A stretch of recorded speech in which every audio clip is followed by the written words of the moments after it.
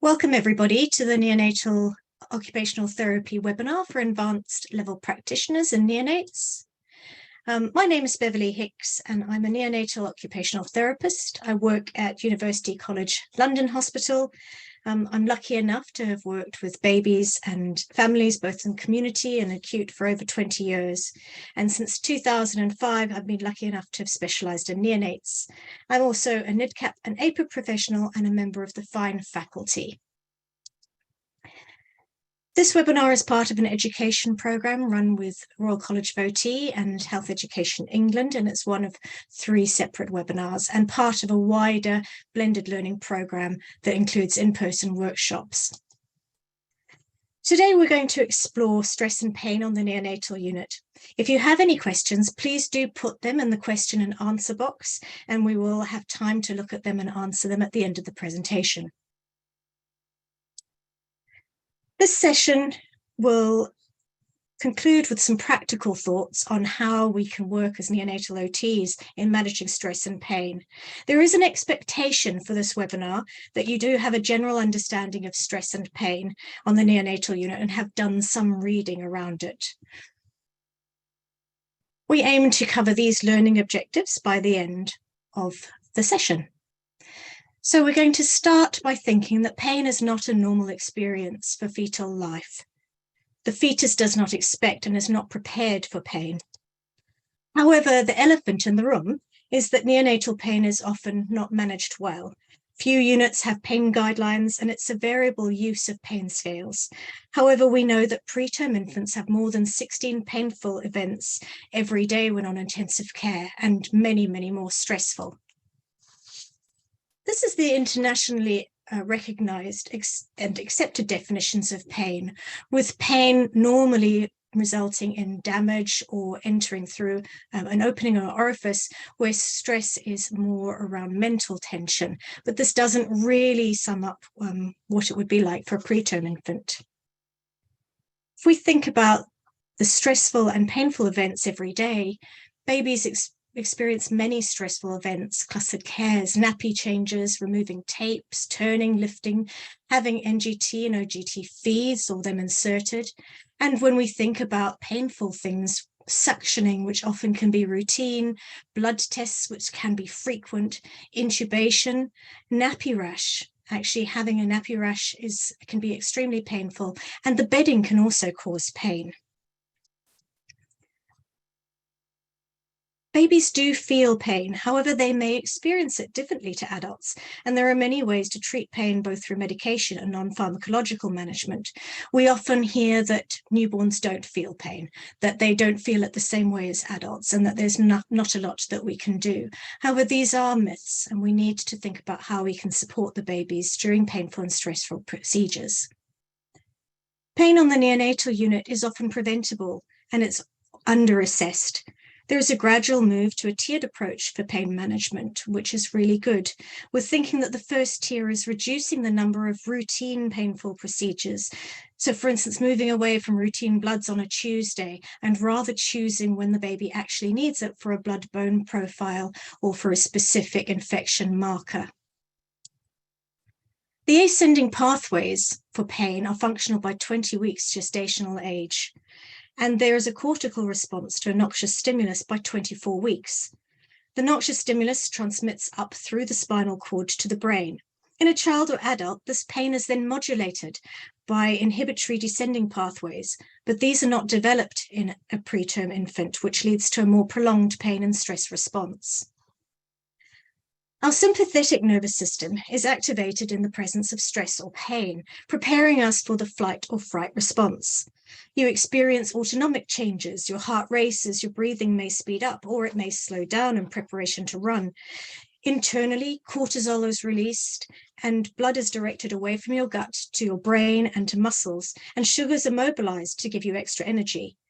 We see these signs when watching a baby who is stressed or in pain. Reducing blood flow to the gut, flooding the body with cortisol, and increasing intracranial pressure are effects we do not want a preterm baby to experience. Once the stressor or painful stimulus is over, the parasympathetic nervous system mobilizes. It helps to relax the body and to clear the cortisol. My parasympathetic nervous system was working very hard here after my first day ever skiing. When the stressor or painful event is prolonged, or the baby has little time to recover, for example, during custard cares, the parasympathetic nervous system can become overwhelmed, which creates a freeze response. This is the typical animal in headlights response, being unable to flee or escape from a situation.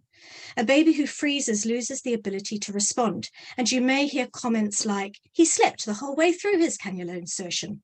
This baby may have frozen, which gives the impression of sleep, but actually the baby is unresponsive. They are unable to show you a behavioral response to what's going on. We've already thought a little bit about some of the short-term effects of stress and pain. However, there are numerous others, including disturbed or lack of sleep and the setting of the HPA axis. It's important to remember that this axis is set in infancy for life through the early experiences of pain and stress. Prolonged pain and stress can lead to changes in brain matter, and it has been seen in primate studies that when subjected to prolonged stresses, there is a loss of hippocampal volume.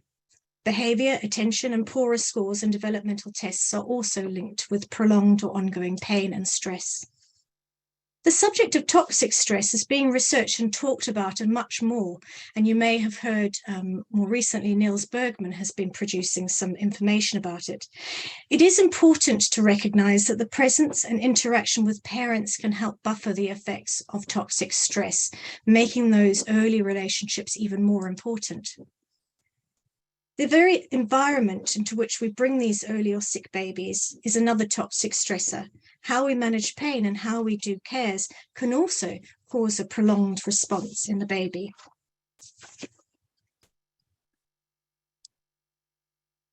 Luckily, we've moved a long way away from this, where preterm infants and small infants were taken away from their parents, put into incubators and used as displays for people to come and pay as exhibits at Coney Island. However, still so often, parents are not able to stay or live with their baby from birth to delivery. Effectively, they are being separated still. Couplet care, where the parents are never asked to leave and are cared for in the same room after birth as their infant, such as the Karolinska in Sweden, have shown excellent results in many areas, such as length of stay, weight gain, and improved cognitive results in childhood. British hospitals are just not set up in this way, and although many of our units say the parents have 24-hour access, what happens at ward round or during nursing handovers? Does the parent have access to free food and drink, which is of good quality? And are there parent washing facilities, and can siblings stay with them? There are still many barriers that cause separation between baby and infant. We must always remember that the early pain experience can lead to structural and functional alterations in the neuronal pathways that last into adult life. There are over 60 pain scales available in the literature for use for procedural and ongoing pain. Usually, procedural pain is only useful, a tool to use that is only useful for audit or research, looking at when you've changed practice or brought in a new lancet, because we know that procedural pain hurts, and therefore actually assessing it is not really relevant. But it's the ongoing pain that needs careful and regular assessment. There are many very good tools available, such as the ALPS Neo or the Eden, the Comfort Neo and the NPAS. But when we're thinking about it, we need to consider which one is useful. When adopting a pain scale, it needs to be easy to do at the cot side for the nurses actually working with the baby. Have good inter-rater reliability with a training package that is you're able to produce and do on your unit. And it needs to have a way of being recorded in the notes and referred to as part of every daily plan. But most importantly, there needs to be an algorithm that everyone follows when a certain score is obtained. Having a pain scale and a number written in a set of notes when there's nothing to back up how you treat the baby if they get a high score, it makes the entire process irrelevant. Pain scales need to be multimodal. We already know that we can look at heart rate and respiration. We can think about the other visible signs that we can see as well, such as facial expression. But remember that some preterm infants have a latent facial expression and others simply aren't able to mount a facial response. It is also tricky to always see these facial expressions if we have the presence of lots of tapes and an ET tube. There are two movements that are reliable indicators of infant pain, which are taken from the NIDCAP repertoire of movements. These are fisting, where the baby's hand is held in a very, very tight fist with white knuckles, not simply grasping hold of the bedding for comfort, and finger splay, where the fingers are extended and widely spread apart, as if to say, stop, I need help now. There are many types of non-pharmacological strain and pain management techniques that are very effective in managing these. How we approach the baby, letting the baby know that we are there, allowing the baby to come from a sleep state into a slightly more awake state in preparation for something that's going to happen. The baby doesn't know cognitively, can't understand the language that you're using, but by giving them a physical signal and an auditory signal, they are prepared that there's going to be a change that is going to happen in their environment.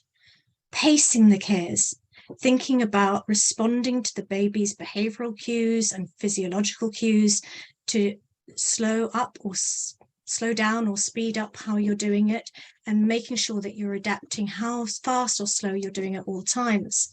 Offering sucking and making sure that the mother's express breast milk is available. You can use a sweet oral solution like sucrose, but it is so much easier and better to have the mother's breast milk there, and it's a wonderful taste experience and a distraction for the baby when something painful is happening. We can think about adapting the bedding, making sure that the infant has good boundaries, a high enough boundary to brace their feet, that they're able to bring their hands to their face and able to self-regulate themselves. Can we always have 4 hands? 2 pairs of hands are so much better than 1. And why not think about using the parents, who are often more than happy to help and to make sure that they're there to stay with their baby.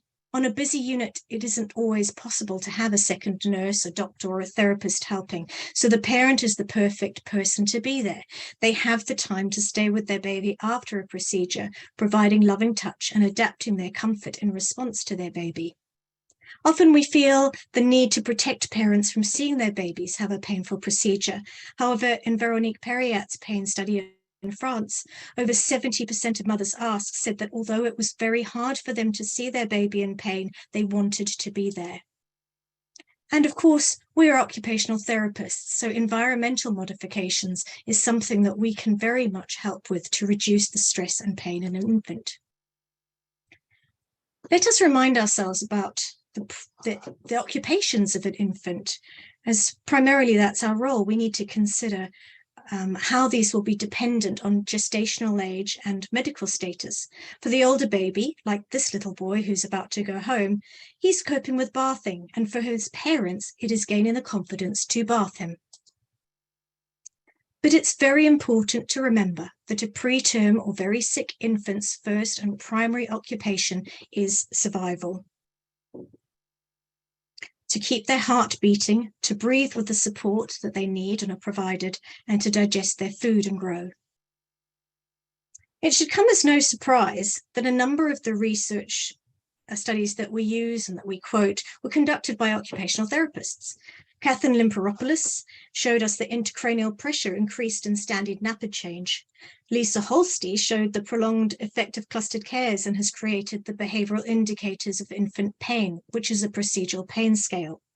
Inga Warren has used NIDCAP and shown that NIDCAP care resulted in lower cortisol levels during standard ROP screening. So let's now think about a few things that you, as an enhanced practitioner, can start thinking about doing on your own unit. I'm going to use an ABC approach for this, simply to make it a bit easier. The first thing is to advocate. Advocate for the baby and for the parents. Make sure that the baby and parents' voices are heard. Make sure they're considered in guidelines. Think about why a parent may not be on the unit and explore ways of facilitating them being there. Don't accept that this parent just doesn't want to visit, or they're too busy at home. Explore with the parents, see how it can be made easier for them to be there. Why not use your occupational therapy expertise to think about the seating that you have available in your unit? Mothers post-cesarean section or with stitches need to be comfortable. Can the chairs on your unit be used as a wheelchair so that the mothers can move easily between postnatal ward and the unit, and the father or the other primary caregiver could be doing the pushing, rather than waiting for a porter to go and collect a mother and bring her down and bring her to the unit? We want to think about empowering our parents as much as possible. Always using a baby's name. This is the first part of the baby charter and is such an important thing. We think about the baby, we think about the parents' names. Try not to talk about Twin 1 Smith or Cot 26 or the T21 baby. B is for behavioral observation. Watch the babies around you. It was only in the 1970s that Berry Brazelton showed the world that each newborn came into the world with their own unique set of skills. Heidelisa Als, then working with Brazelton and his team, started to identify the repertoires and behaviours in preterm babies. Use your clinical observation skills to identify the baby's strengths and sensitivities. Use active listening when speaking with parents to learn more about their baby. You do not need to do hands-on assessments all the time with babies. Remember that frequent hands-on assessments is just yet another stressor for a baby. Your observation will help you identify whether the baby is in pain and check what strategies and that the strategies you have used are working.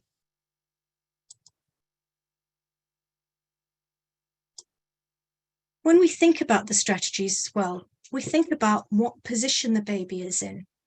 We know that a baby in side lying is more able to self-regulate themselves. They can bring their hands to the midline, hands together and hands to face, but they need to also be able to brace their feet and be helped to help themselves to remain organized. We look at the behavioral state of the baby. Is this baby able to maintain a sleep state? Or are they awake and agitated? Are they crying? And how can we use our strategies to help them to come back down into a more organized, awake or sleep state? Have what you suggested for the environment, is it working? Are the lights dim enough? Is there sudden fluctuations of light over the baby? What is the environment like? Is it really busy and frantic that might be contributing as well, not only to the behavior of the baby's behavior, but also to the caregiver? Are they being rushed? Do they need to be somewhere else? Thinking about what support is available for the baby while they're having their procedures done, and is sucking available? Some parents are concerned about sucking, thinking that babies will become dependent on the soother or on their finger. However, it is important to have that conversation with parents early on, that sucking is a very important form of pain and stress relief for a baby, and that by them sucking on their own hands, it does not necessarily mean that they will suck their thumb when they are 13 or 14 years of age. We think then also about caregiving. Can we adapt our caregiving practices? And how would we do this? We think about, once again, our observation. We think about the strengths and challenges that the baby has shown us. We use the information from the nurses that have been looking after the baby and from the parents who stay and watch their baby at all times. And then we think about adapting that caregiving. There are some very good examples that are quite easy to do and that you can get your ward using. Rather than lifting a baby up naked with no nappy on, fly them through the air onto the weighing scale, which is extremely stressful and also will take some time for the scale to actually give you a result. Think about wrapping the baby in a pre-weighed muslin, which is warm and comfortable.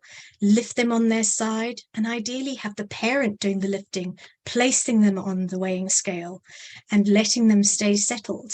And then is it not a perfect time to reduce the slight stress that has caused by moving them straight into skin on their parent?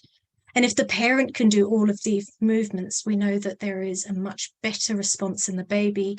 There is better oxytocin release. the baby is more in control, and the care is consistent. A parent's movements, a parent's touch, the way a parent talks to their baby is consistent when it may be multiple people that will weigh a baby or move a baby during the week, because our caregivers change very frequently according to nursing shifts. We also want to think about adapting their caregiving procedures to reduce pain as well. So can we do things in a less painful way? For instance, can we do things in skin to skin? This is quite a new challenge for neonatal care, and your unit does need to be ready for it. So it may be something simple. Most nurses are very happy to do a heel stick. So the blood spot test, for instance, when the baby's in skin to skin with the parent, they're quite happy to do that. Some doctors might be keen to try to look at doing a cranial ultrasound when the baby is in skin to skin. And it is a continuum of adaptation. It's as the unit and as yourself as a practitioner become more confident to help your team around you to adapt the caregiving procedures. But there are some quick wins, some simple things, such as a wrapped bath, or as I said, wrapped weighing. Working on things like side-lying nappy changes, which are less stressful and help the co-regulation of the baby. But always, we need to think about caregiving that is sensitive and is individualized to the baby. This is where our caregiving and our reduction of stress and pain is so important, that it is an individualized approach, not a generic one-size-fits-all. We have our guidelines and protocols that are more generic, but that's where the individual skills of being able to observe the baby and adapt the caregiving makes all the difference to the pain and stress levels. With a D, what about thinking about the developmental plans? Do you use something like this on your unit? If you do, make sure that there is always something about comfort. Let's remove that elephant in the room. Parents know that their babies experience pain and experience stress. So let's think about it, let's talk about it, and make sure that we're capturing things that can help the baby.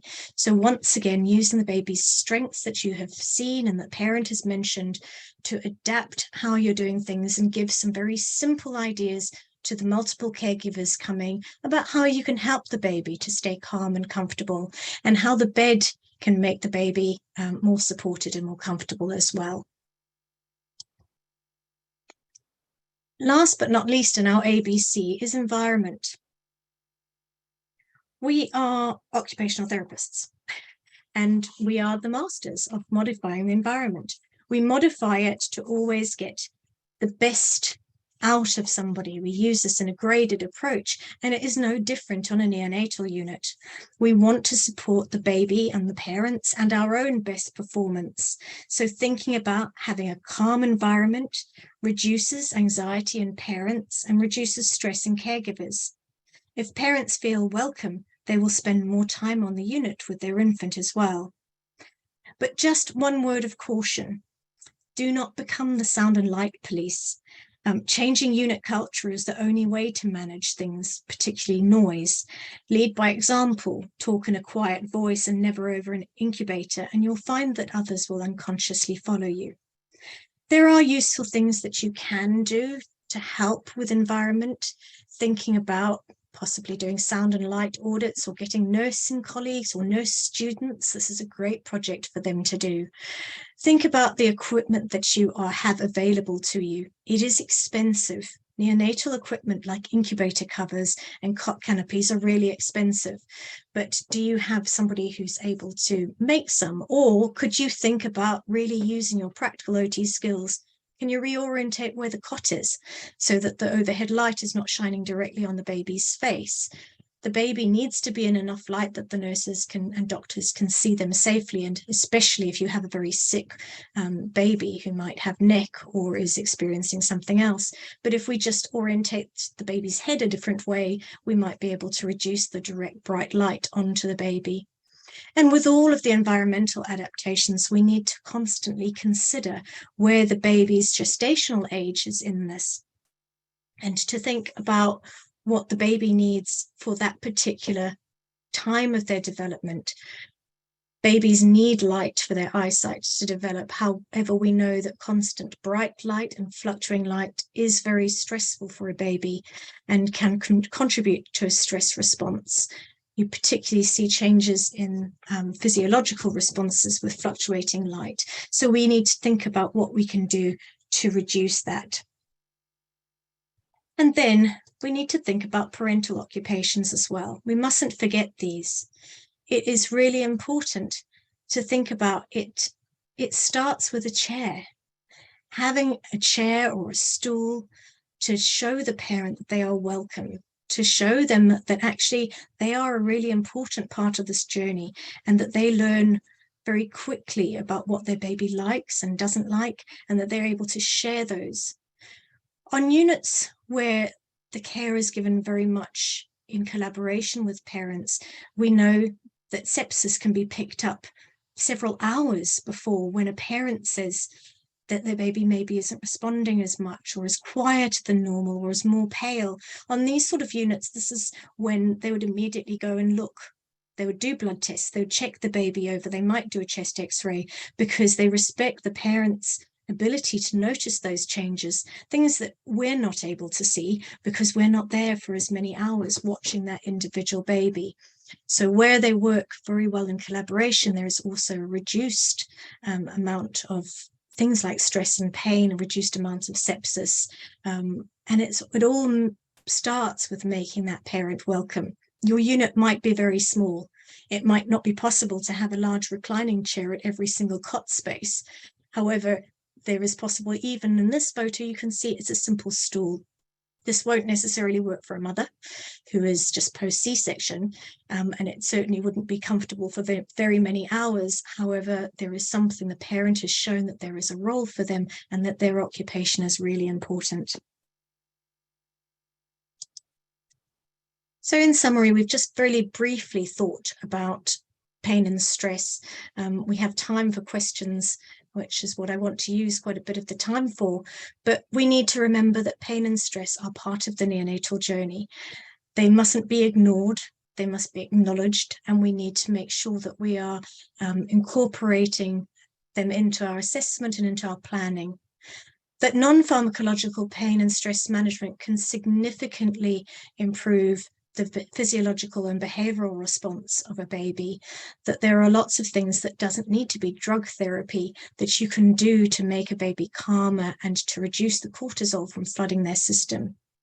Involving parents and making sure that they are empowered to be there with their baby is key in supporting a baby through pain and stress, and that we should use pain scales to monitor practice for our acute pain, but also to very much manage our chronic or ongoing pain.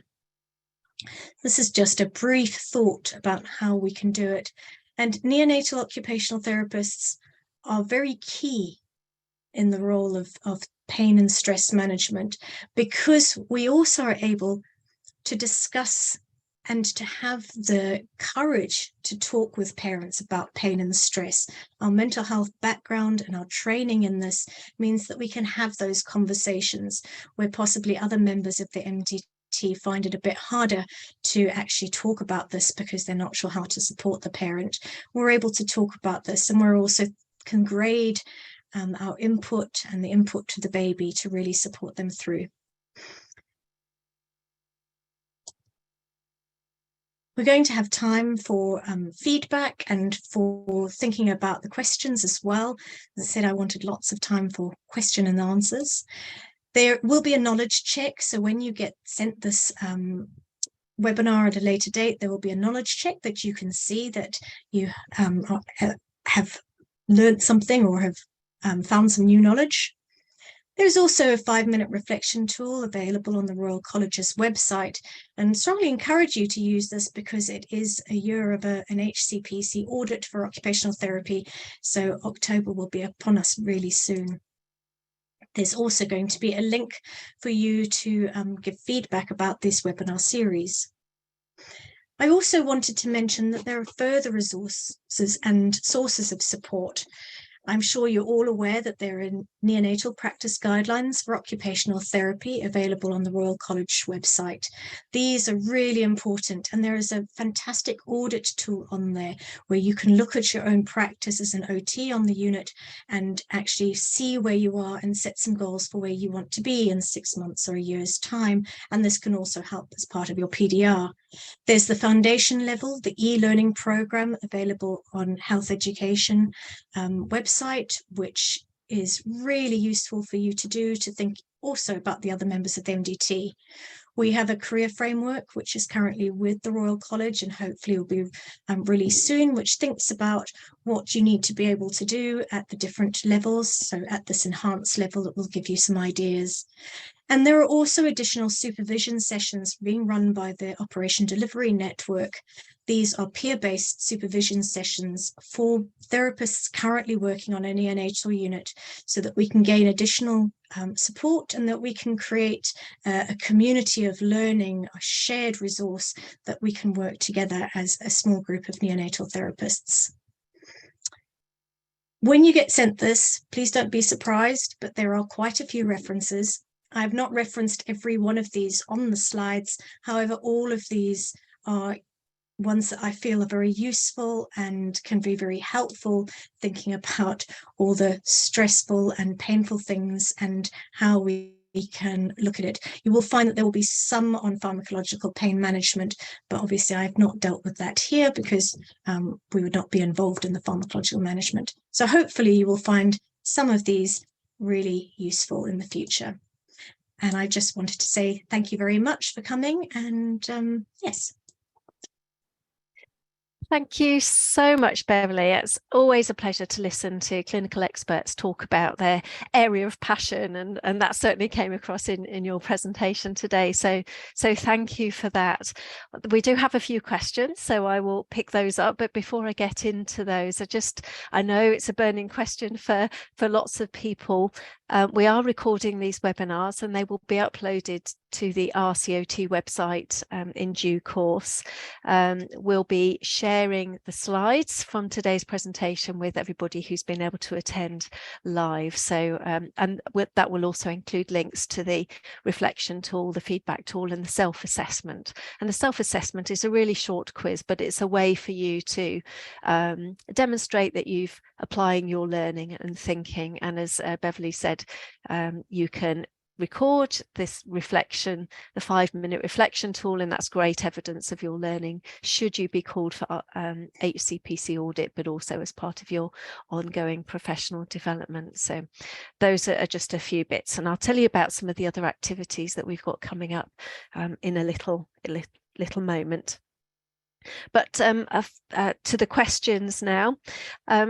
One for me, really, towards the beginning of your presentation, Beverley, you talked about that separation of mothers and infants that may happen for a whole variety of different reasons, and the impact that can have in terms of stress for the infant.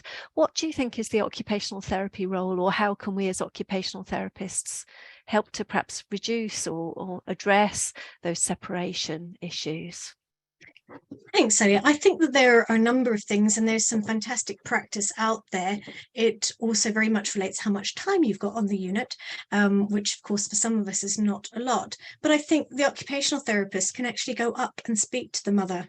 So in the initial early stages, particularly if she's very unwell, if she's on intensive care, we can actually go and visit, we can take photos, we can ask the father if we can borrow, can we take his wife's phone or her phone, his phone, and can we take photos or videos? So even where the mother is really, really ill in intensive care, that we're sharing that with them, that we're talking about the baby, not just about the lungs and the brain and the drugs that are going into them. What we bring is that human side where it's that little person, and we think about what they're doing and what they're like. So sharing things like that, using bonding squares, a lot of units will have those, but actually taking them to the mother. So for those of you that aren't aware, a bonding square is a simple piece of fabric or a knitted square that you place on the baby's skin, and then one is held by the parent on their skin for 12 hours, and then you exchange the scent. In the early days, the baby's unlikely to smell it because we've put tubes and everything everywhere, but however the parent can smell, and it's exceptionally comforting and also can help lactation. So I think that's really good. And also the other point is signposting parents into the good resources that are available. There is a lot of very scary stuff on Google, and so therefore the OT going up with possibly a book or whatever your unit uses, simple things, and the Bliss look at me, I'm talking to you, I think that leaflet is exceptionally helpful to start that conversation so that parents can see. And by going up to the mum as well, you're also sending that message how important they are, and you're not just waiting for them to phone down. The other thing is making sure that you've taken the number for the unit, the actual phone number. So has she actually got the number, and she knows she can call at any time. So I think there are quite a few practical things that we can do about that, like that. I think you make some really good points there, and for me it demonstrates that as occupational therapists we're interested not only in the infant but that whole package, that parenting package, and the supporting and enabling the role of mothers to be their mothering, to do their mothering, to do their parenting. Absolutely. Even if they're not there physically. Yeah. And I think this is also, I've mentioned it briefly, but our mental health training, we're also able to we can hold some of that stress that the parent is experiencing, and we can talk to it. We need to be confident that although we're working in an acute physical environment, actually babies and parents come with emotions too, and this is a time of crisis. So I'm not suggesting that we can go and do full cognitive behavioral therapy with a parent. We hopefully can tap into our psychologists for that, but we can enable them to show those emotions, and we are trained to be able to cope with that. And I was also thinking during your presentation about that concept of co-regulation and the impact that has on pain and stress, and I that links into your comment just then. Do you want to expand on that a little bit more? So yes, I mean, I think this is why the world of neonates just fits so well with occupational therapists. It's everything that we do, and we are trained. We think about co-occupations, but we think about co-regulation all the time, and we grade what we do, our whole activity analysis when we first start our training. We're trained to do that, and then as you become an experienced practitioner, you don't even think that you're doing it, but you're using that co-regulation. So either as yourself as a therapist with the baby, you can help co-regulate at that point in time, or you can help the parent to become the co-regulator of the baby, but you also at times will need to be the person who co-regulates the parent, to hold their distress and to be able to be confident enough that if you see a parent in floods of tears in the corridor, that you go up and you ask them, are you okay? And that because quite often people will walk past a distressed parent, but being there and being able to help them explore and work with their emotions, and also to know that it's safe, that it is a really hard situation, and they're not expected to be brave and strong and put on a brave face. That actually, we all feel very strongly about these babies, and especially in stressful and painful situations, it is heartbreaking. And I know we all need to make sure we have an outlet for ourselves as well, because it is very distressing, some of the things that you see. Yeah, I think that's really important, and maybe there's something for us to do in terms of articulating that's what we're doing, our role in supporting parents, carers to manage themselves so they can support their infants to be infants and do the things to be comfortable.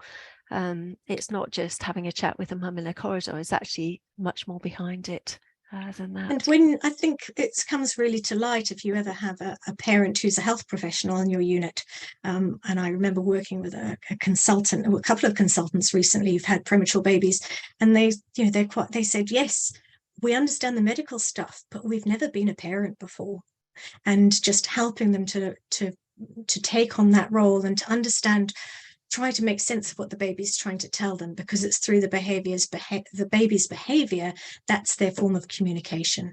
So it's helping parents to be parents, so that, because they're not expecting a baby that can't communicate with them. You expect a healthy big baby who screams when they're hungry or when they're wet, and smiles and is comfortable, is comforted when they're rocked and held. And these babies often can't be picked up or held for several days, if not weeks at a time. So how you can facilitate that as well. Wonderful, thank you. Okay, I'm having a quick look down the Q&As here. We've got a question here. In your experience of implementing pain scales in neonatal units, is there a particular one? Do you have a preference for a particular scale, one that works well with MDT? So I think that there are a number. So when I first started, we tended to go with ones that were a little bit probably more medical focused. So the NPAS, the neonatal pain and sedation scale, which many of you will be familiar with, that was quite a common one. It is a very good scale. It is a little bit complex, and you also have two different scales if the baby's on sedation or not. That is a very good scale, but I think what has happened is through time, as people have become more confident, that actual behavioral observations that you can see if there is a sudden, if there is a loss of muscle tone, the facial expression, as I said, the extensions, that the baby is communicating those as reliable signs of stress and pain. They become more multimodal, and I think easier to understand. Some of the older scales, you used to have to work 10% of the baseline from the respiratory rate. Well, no nurse in their right mind is going to be able to just quickly do that and come up with a score. What you want is easy. So something like the ALPS Neo, which is the Astrid Lindgren pediatric pain scale, but it's adapted for neonates. That is quite a nice one because it looks at arousal, it looks at motor movement, it looks at respiration, it looks at muscle tone. They're more achievable things, and that are also very good because it's not just looking at monitors, because we do know that a lot of small babies, their heart rate will stop changing in pain. They get so used to it that actually their cardiac function often remains the same. So in the early days, they might go up to 180, 200 beats per minute if they were stressed, but actually quite often then it plateaus. They don't mount that sort of physiological response, but they still mount others. So something like the ALPS Neo, the Eden, although the Eden is interesting because the translation into English is quite funny. It's a French one, so I think it's easier to understand in French. And the Comfort Neo is a very popular Dutch one, which is being used quite a lot in the States, but also and most of these, the authors have been really, really generous, and you can actually get the manuals and the algorithms for these online, so you don't have to pay, you don't have to get anything. So something like the ALPS Neo, it's readily available, and it's also quite an easy one to teach if you're going to try and get your whole unit. What it needs to be is one that your nurses and your doctors can easily understand, can become reliable and will do that, and thinking about the frequency of pain scoring. So I have been in a situation where the unit I was on had insisted on doing pain scoring every hour. Well, all that happens is pain score comes up as 0 throughout the whole time, because it's too often, it's too frequent. Nurses have too much to do, and it becomes just a tick box exercise. So you need it to be meaningful. So when you do choose a pain scale, make sure it's a meaningful one, that you can really have a good algorithm, and that you don't just get a high score and then you go, oh, I don't know what to do with a high score. So then you have that whole, you're going to use your non-pharmacological techniques, and then if it's still a high score, then you're going to get a doctor to come and check, because there might be a medical reason, and then if they're still high, then you go to pharmacological. So you need your pharmacist involved. It's a full MDT approach. Yeah, so there's lots of elements within that, isn't there? It's got to be something that is simple, that's possible to deliver at the time when it's relevant, that it can be recorded, but more importantly, I guess that that there is a process for acting on your findings, so that it's not just that tick box exercise. Wonderful. Yeah, thank you. An interesting question here from somebody about the language.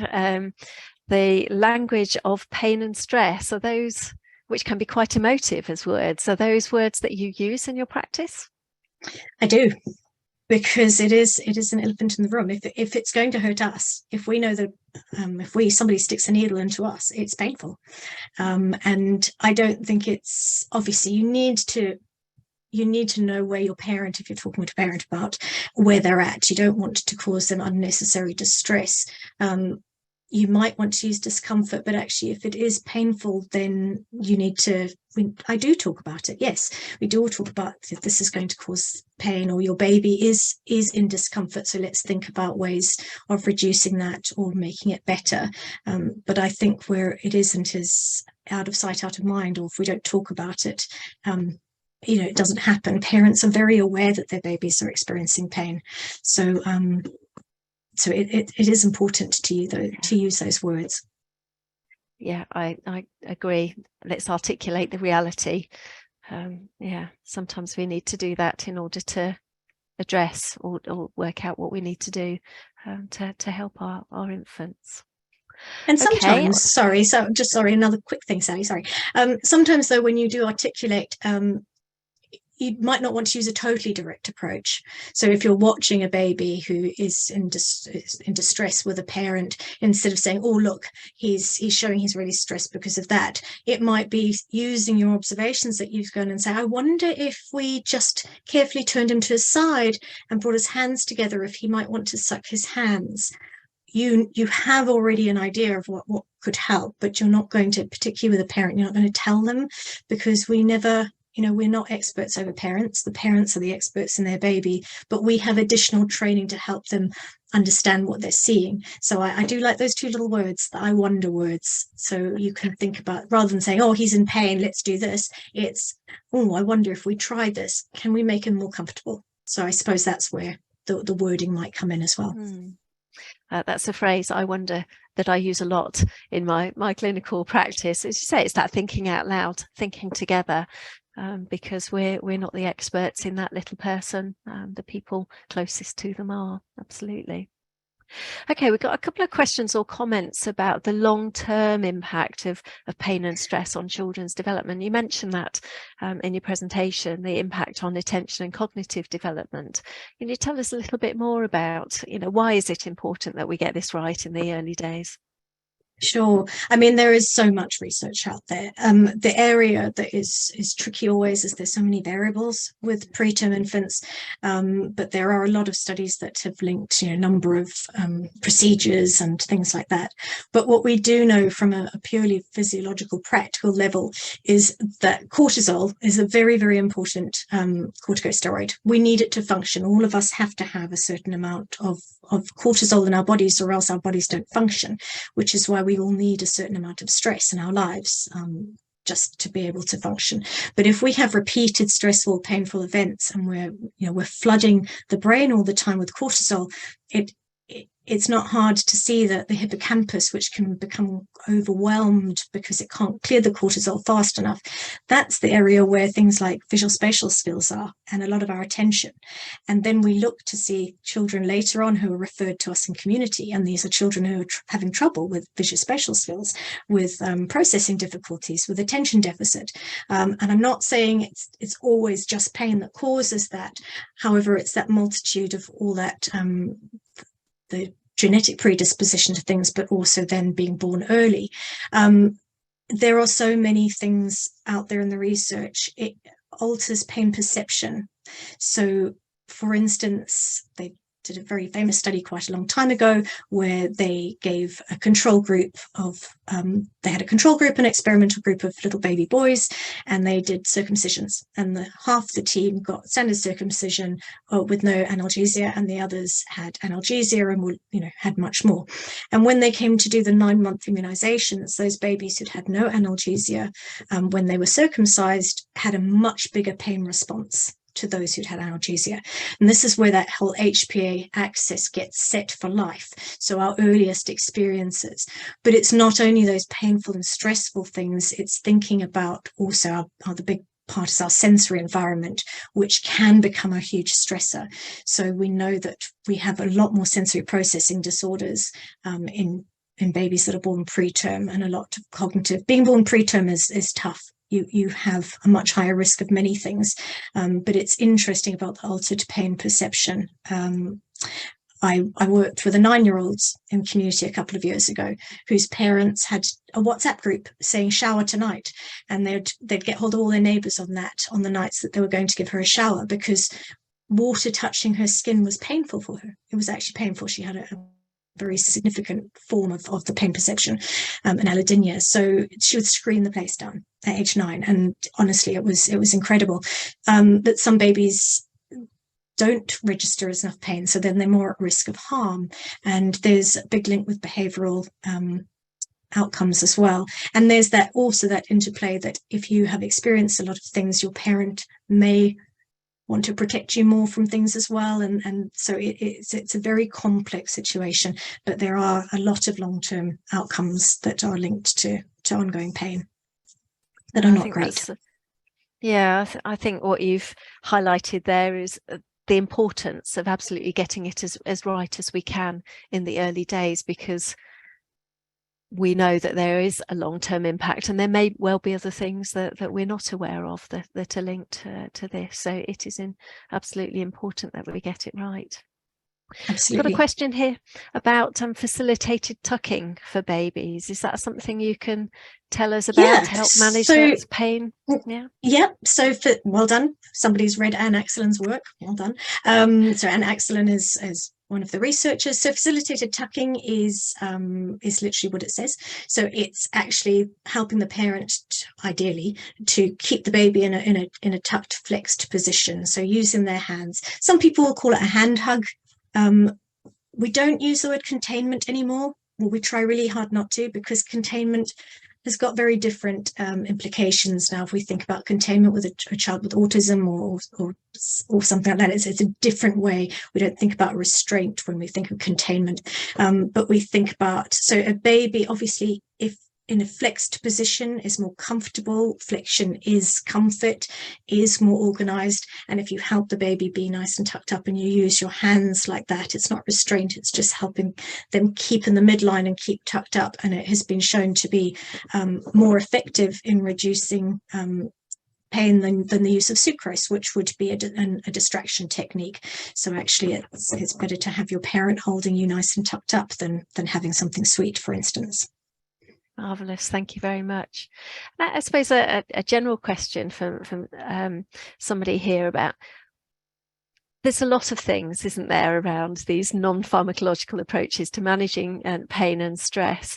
A lot of things that we could do, and you talked about trying not to be the light and sound police and coming in and wanting to tell everybody what they should be doing. So do you have any top tips for how we can influence those small changes? Where would somebody start? What would we be doing to work on the culture? It's never a quick fix.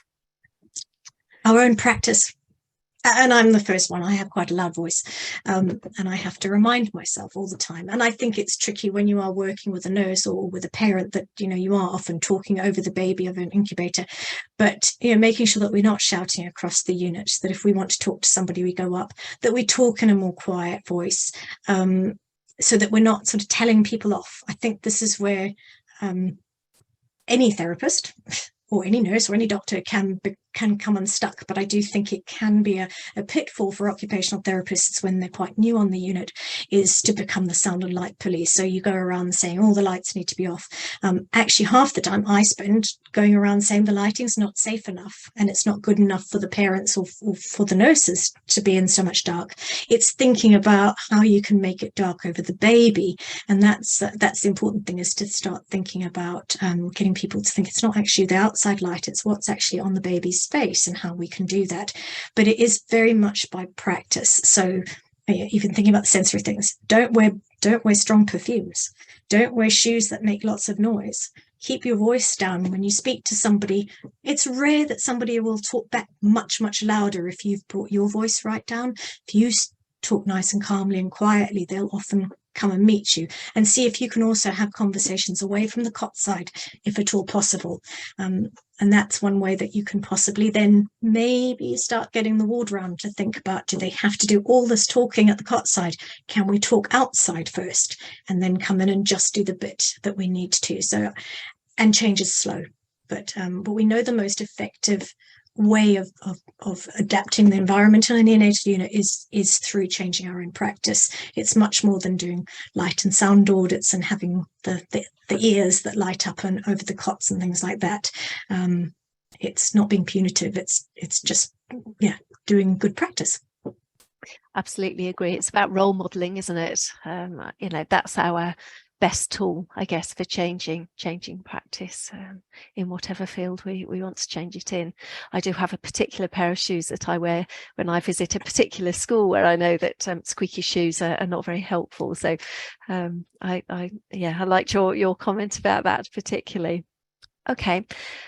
We have had some other comments and questions about occupations within the neonatal U, and I'm not going to pick those up right now because we had a lovely webinar from Laura just last week about occupations, so that you'll be able to watch that back, the recording of that when we set those up live.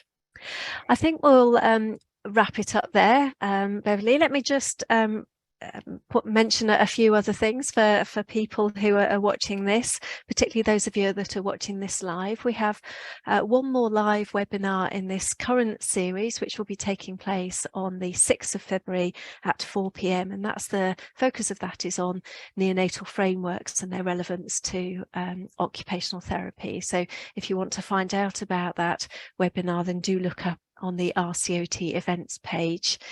We will also be very shortly uploading some information about some 2 in-person workshops. That's the same workshop that we'll be delivering twice, one in London, one in the north of England, and those are particularly for occupational therapists who are currently working in or about to take up a role in neonatal care. So one of those is at the end of February and the other one in April. So if that sounds like you might be interested in that, then keep an eye on the RCOT events page to sign up there. One other thing that Beverley, you mentioned in one of your slides was an illustration of a developmental care program, a plan, and there are some further examples of those in the foundation level e-learning program that is on the e-learning for healthcare website, and that's part of a program. There are 2 modules specifically for occupational therapists, and there are similar modules for physiotherapists, dietitians and speech and language therapists, and also a shared module which is a general introduction to the role of allied health professionals in the neonatal care unit.